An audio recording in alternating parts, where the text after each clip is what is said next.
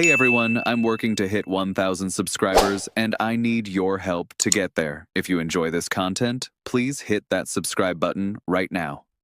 One day after Toronto's heart was ripped out on the biggest stage in baseball, while the echo of that final swing still rattled the concrete beneath Rogers Center, the Blue Jays sent a message so loud it cut through the grief.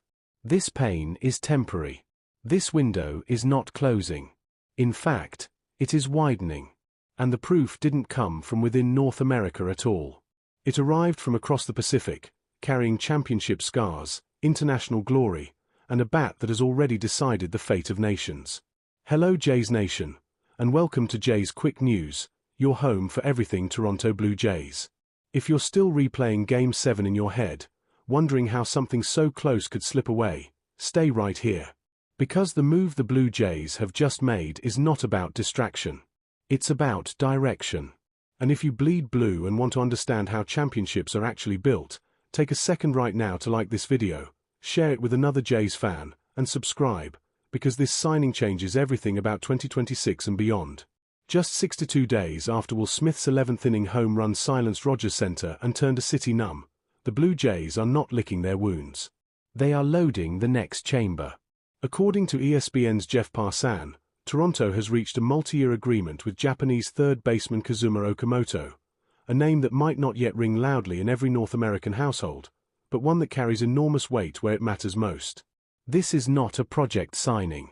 This is not a hopeful gamble. This is a proven winner stepping directly into a championship conversation.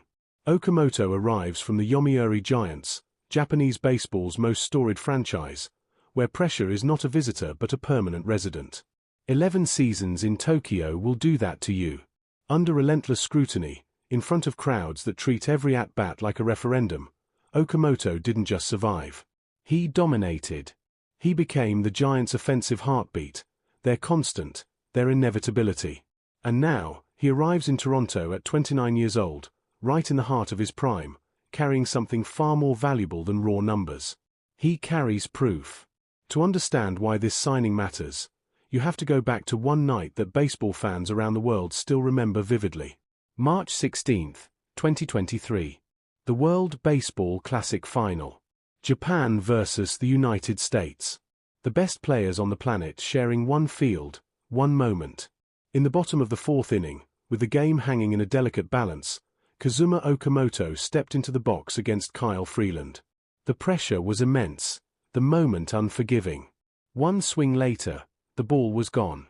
A 3-run home run that changed the game, changed the tournament, and delivered Japan its third WBC title. That wasn't just a home run. That was a declaration. That swing told every front office in baseball something crucial. This player does not shrink. He does not flinch. He does not disappear when the lights burn brightest.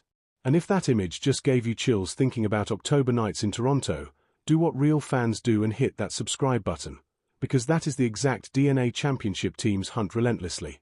Over 11 seasons in Nippon professional baseball, all with Yomiuri, Okamoto compiled 248 home runs with a slash line of .277, .361, .521. Those aren't inflated numbers from a brief peak. That's sustained excellence in one of the most technically demanding hitting environments in the world. 6-time NPB All-Star selections don't happen by reputation alone. They happen because year after year, you are the man pitchers fear and fans expect.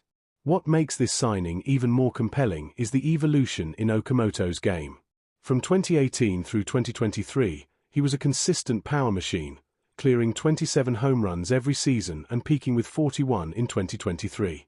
But in his most recent stretch, something changed. Even while an elbow injury limited him to 77 games in 2025, his batting average climbed to .327 and his strikeout rate dropped to a remarkably low 11.3%. That's not decline. That's refinement. That's a hitter learning how to control at-bats rather than survive them. His career strikeout rate of 17.7% is significantly better than league average in Japan, and it signals something front offices obsess over when projecting MLB translation. Contact plus power is the holy grail. Players who can adjust, who can spoil pitches, who can wait for mistakes rather than chase them. Okamoto isn't coming to Toronto to swing wildly and hope. He's coming with an approach designed to survive elite velocity and break down elite pitching staffs over long series. Defensively, this is where the Blue Jays' planning becomes impossible to ignore. Okamoto has played 474 games at first base and hundreds more at third, with additional experience in the outfield. His arm grades as above average. His hands are reliable. His defensive metrics in Japan consistently grade out positively. This is not a one-position solution. This is roster elasticity made flesh. John Schneider now has options that stretch far beyond a single lineup card.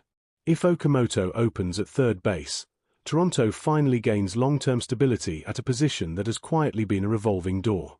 If Bo Bichette returns, or if the front office pulls off another blockbuster by adding a star like Kyle Tucker or Alex Bregman, Okamoto slides seamlessly to first base or left field without weakening the defense. This is what smart teams do. They don't just fill holes. They future-proof decisions. Financially, the contrast is stark. While other teams chase Pete Alonso at price points soaring past $150 million, Toronto identified international value with comparable impact at a fraction of the long-term risk. Okamoto's deal, projected between $50 and $70 million with incentives, preserves payroll flexibility while adding a middle-of-the-order threat. That flexibility matters. It keeps doors open. Another star bat? Still possible. Another frontline pitcher? Still on the table. This is efficiency masquerading as ambition. Even the posting fee paid to Yomiuri follows a predictable structure, and even with that included, this remains exceptional value for a player with proven championship credentials. Toronto didn't just buy production. They bought experience performing when failure isn't an option. Okamoto likely slots directly into the heart of the order, protecting Vladimir Guerrero Jr. and punishing pitchers who think they can pitch around him. Since 2021, Okamoto has posted strong run values against fastballs of all types, a crucial indicator for MLB adaptation where velocity reigns supreme. Now imagine a lineup where Guerrero sets the tone, Okamoto delivers the consequence, and the possibility of Bichette or Tucker looms behind them. That's not just a good offense. That's an oppressive one. That's the kind of lineup that turns small mistakes into crooked numbers and forces opposing managers into bullpen panic by the fourth inning. The message here is unmistakable. The Blue Jays refuse to let Game 7 define them. 62 days after losing the World Series in the most painful way imaginable, they added a World Baseball Classic champion who has already proven he can decide history with one swing. This is not recovery. This is retaliation. This is championship architecture built on players who have already walked through fire and asked for more. So Jays Nation, what do you think Okamoto hits in his first season in Toronto? Does he clear 30 homers? Does he flirt with a .300 average? Drop your predictions in the comments. And if you believe this front office is serious about finishing the story they started, hit that like button, subscribe to Jays Quick News, and turn on notifications so you don't miss a single move. Only real Blue Jays fans stay locked in. Are you one of them? The next chapter is already being written.